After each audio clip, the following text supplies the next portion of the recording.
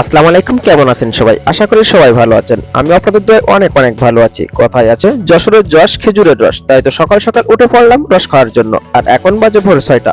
ফজরের নামাজ শেষ করে চলে আসছি মাঠে রস নেওয়ার জন্য।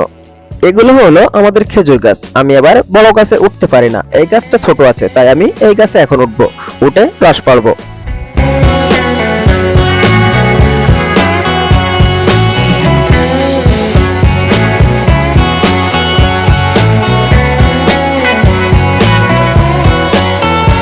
তো আমার এখন গাছ থেকে ভাড় খোলা শেষ। আমি এই ভাড় নিয়ে বাসার দিকে যাব।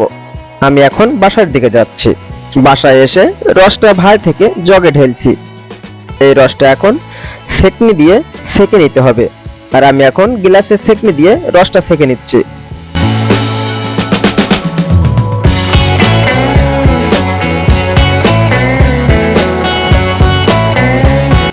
আমার রস সেকা শেষ।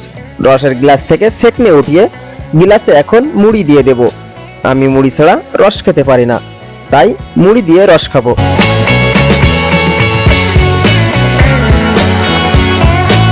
তো আমি এখন রসটা খাচ্ছি। আসলে রসটা অনেক মিষ্টি লাগছে। আপনারা যারা রস খেতে ভালোবাসেন অবশ্যই কমেন্ট করে জানাবেন।